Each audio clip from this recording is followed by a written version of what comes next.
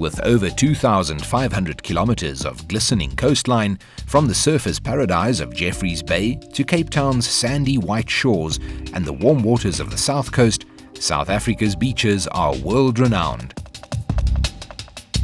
This summer, 41 of these beaches will hold the prestigious Blue Flag title.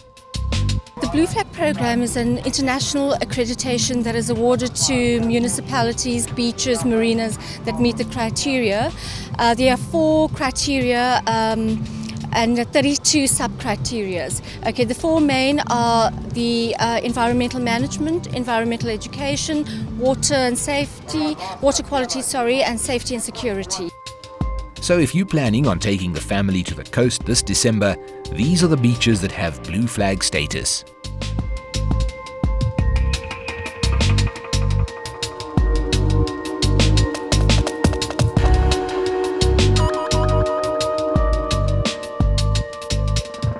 Most Blue Flag beaches are in the Cape, which tends to attract the international traveller. But the sunny shores of the KwaZulu-Natal south coast have always held an appeal with the local market. The south coast is a phenomenally important destination throughout southern Africa, and we obviously want to use this event to promote Scott-Browne-Donny particularly, but also all the way down the south coast. And one of the things that people don't often realize is that the quality of our beaches is phenomenal. We have 7 Blue Flag beaches, which gives us the status, if you like, of having the greatest concentration of internationally recognized and managed beaches open all year round on the entire continent. With so many choices, the beach business in South Africa is extremely competitive. But the KwaZulu-Natal coast has a distinct advantage. It's always warm and sunny. Just by standing here in the sun now, and it's only 8:30 in the morning, you can see that we've got this all year round experience where many parts of South Africa do have climatic variations. So we do see ourselves as an all year round destination. Yes, we do compete with various other parts of South Africa, but I think it's a very much a laid back but very hospitable cell that we have here in the south coast. It's not just soaking up the warm African sun that this coastline offers the leisure tourist. You could literally ride off into the sunset on a romantic horseback ride along the beach. For the thrill seeker, there's jet skiing, water surfing, and for the really brave, shark cage diving. And if you're not keen on getting wet but still want to get out onto the ocean, there are a variety of sailing options available. Author Joseph Moniger said, "I go fishing not to find myself, but to lose myself."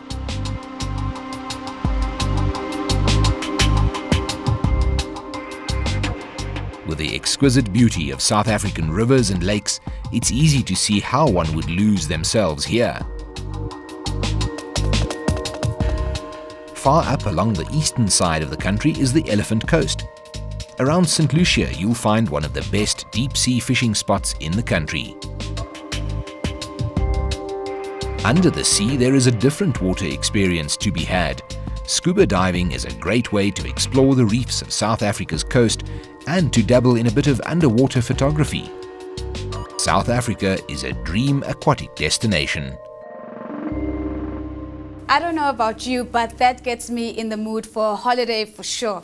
Now, earlier this week, I spoke to Gabby Marchesi from Sandton Scuba about this intriguing pastime. Gabby, thank you so much for making the time to join us. Now, help us paint a picture. How big is water-dependent tourism?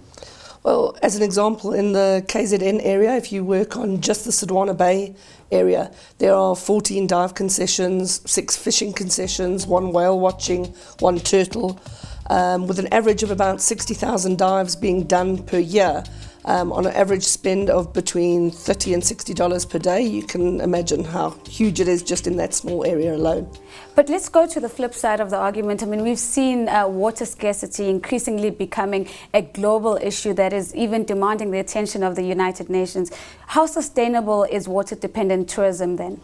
Well, if you think about the vastness of the ocean, the South African coastline has magnificent reef systems and an ocean coastline that is available for diving, and not just scuba diving tourism. There's fishing, etc. The as provided that we're looking after our oceans, most certainly from the conservation is being raised in competitions like the Sodwana Bay Shootout and other competitions. And if we maintain that conservation effort, without a doubt it will be sustainable. And I'm sure the conservation, of course, is a response to some of the man-made impacts, if I may call it that, on natural water reserves. Talk us through a little bit about the impact of man on natural water. Well, if you take as an example just the litter, people don't think about the litter that they throw by the side of the road here in Joburg. All our waterways are connected. Ultimately, if you have a river cleanup here in Johannesburg, you're affecting what's hitting the ocean. So by maintaining that, people's awareness of keeping the oceans clean, the rivers clean, all of our waterways clean, it ultimately impacts on what's happening along the coastline. And we're seeing it now. People are a lot more aware. You don't see half as many plastic bottles in the ocean as you used to. You don't see papers along the ocean. And the divers and the general public are certainly a lot more aware and making efforts to maintain the conservation, because they're fully aware that this is a limited resource, and if we don't look after it, it's going to be gone. Let's look at just how awareness is raised. I mean, Gabby, when one thinks about the ocean, they think of swathes of blue, infinite waters. Now, how do you even begin to raise awareness about something that is such an infinite concept? The different ways. I mean, we try and raise, you've got people like, the fishing conservation, guys using the green list, eating off the green list, not something that's on an endangered list. There is the actual pollution side of it, and all of this is being addressed, and though it may not be mainstream to some people, but in something like, again, the Sodwana Bay Shootout, we have a category based on conservation, and the guys have an opportunity to express themselves and say, yes, this is how I believe conservation needs to be taken care of, or what I believe is a conservation issue. When I think about scuba diving in particular, I think of blue-eyed, blonde-eyed boys and girls. Are you seeing this picture change over time? Absolutely. Where it used to, when it started off, scuba diving was essentially a male sport. We see a lot more women in the sport now. In fact, they're very proactive about coming into the sport. You never used to see people of colour. Now you do. Traditionally the barrier to entry was not knowing how to swim, but because people have resources to be able to swim, learn to swim now, they can then carry on and scuba dive. I'm somewhat convinced, not entirely, but let's just say that I was interested and I wanted to have a scuba diving experience. Where do I start? You contact your local dive centre. In Johannesburg alone, we have over 80 dive centres, and people go, wow, Joburg, 80 dive centres. But there are, and we're taking people to the coast. It's not like we're relying on the tourism boards or resorts around the coast. So you can start with an inland centre. You can go to them and do what we call a tryout or a try scuba. And you get the opportunity to experience scuba diving in a controlled environment like a swimming pool, still feeling the depth and all the effects of scuba diving, the feeling of being weightless, kind of like in space. So it's great, you get to try it all. Let's just say that I wanted to be a little bit more adventurous and I wanted to experience what a scuba shootout is. Can you talk us through what that concept is and where you are with that? With the Sodwana Bay Shootout? The Sodwana Bay Shootout is now going into its 14th year. It's an underwater photography and videography competition. What we do is the divers come together and over a very short period, a 3-day period, it's the only competition like it in the world where you actually have to shoot and edit your images in the same period. It's not like you're shooting from a distance and submitting. We have a judging panel. And on a Saturday night, we have a big gala dinner, see everyone's images, and it's great because there's a whole focus on the conservation. There is about saving the oceans, how you believe your perception of conservation, and also showcasing some of South Africa's phenomenal underwater photography talent and videography talent, as well as highlighting what the absolute magnificence that is underwater. People don't even have a clue what is underwater. And I mean, we have masses to show them. How big is the shootout? Is it still confined to South African participants, or are we seeing? Unfortunately, yes, we are seeing very few international entrants. The international entrants that we've had are normally people who've been here on holiday in Sodwana over that period and gone, wow, didn't know, and take part.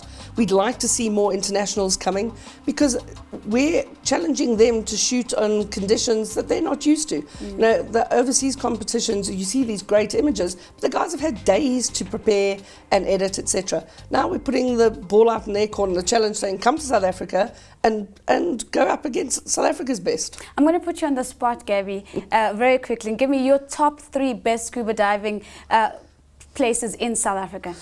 Sure, difficult one. Most definitely Sodwana Bay, absolutely magnificent. Pristine reefs.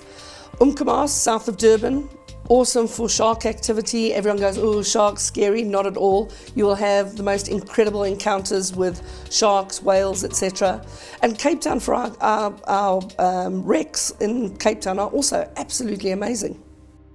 We are setting our GPS to 28 degrees 51 minutes south, 28 degrees 41 minutes east, and we're headed to this week's tempting town, Clarence. Between the high sandstone Rooiberge and the Maluti Mountains lies the picturesque little town of Clarence, aptly described as the jewel of the Free State. Clarence is located in very close proximity to the Golden Gate National Park and the mountain kingdom of Lesotho. Clarence was founded in 1912, and last year accidentally they had their 100-year celebrations. And you know there's a town Clarence in Switzerland as well, and they invited the mayor of Clarence actually from Switzerland to come and visit here. So the history of the name of Clarence is President Paul Kruger.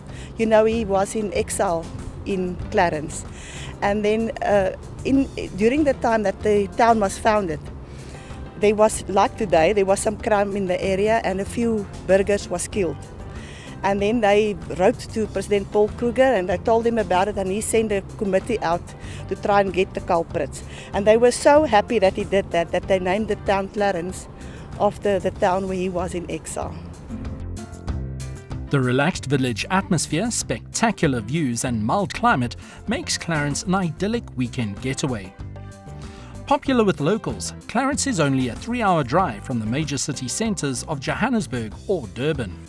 All year round, but especially in autumn when the leaves turn gold, the scenery in Clarence is a magnet for artists and photographers. Several local artists have even opened their own studios for public viewing here. It's an artistic town, if I can put it like that. You will have a lot of art galleries. And I think if you've got if you are artist soul, you don't have to be an artist to enjoy it, because just being there, the scenic beauty, the quiet, the serenity. But I must say a lot of people opened art galleries there, and I know that in weekends you'll get visiting artists also coming in. And it's just that I think it's sort of an European feel, if I can put it like that. If relaxing and unwinding is on the cards, Clarence has its very own wellness centre and day spa, where you can indulge in a deep tissue massage while taking in the tranquil surroundings. As Clarence boasts excellent restaurants and bakeries, there is no shortage of dining opportunities in the town. It also claims to have the first microbrewery in the Free State that opened in 2006. The brewery produces over 5,000 litres of beer a month and also has a range of ciders for those less inclined to the beer. The food in Clarence is very, very good because people really try their best with the cuisine. And of course we've got a Clarence Beer Festival. And people tend to come out for weekends, because it's just 3.5 to 4 hours from Johannesburg specifically. And people come over there with their bikes or their 4x4s. There's so many things to do. And of course they enjoy the cuisine and the dining because they go out into the areas and people really enjoy it. But in the evenings they dine around that square. Once you've eaten and had a drink, why not explore the interesting craft markets to find a token to take home? Or if novelty doesn't really spark your interest, there is a knife maker shop, something you don't see every day. Visitors to the quaint village of Clarence are spoiled for choice, with a host of galleries, craft shops and restaurants to explore. Clarence is a really beautiful place, and for people that's coming from the cities, working so hard from morning till late in the evenings, it's a place to relax, to enjoy yourself, get information on Clarence, and visit the areas.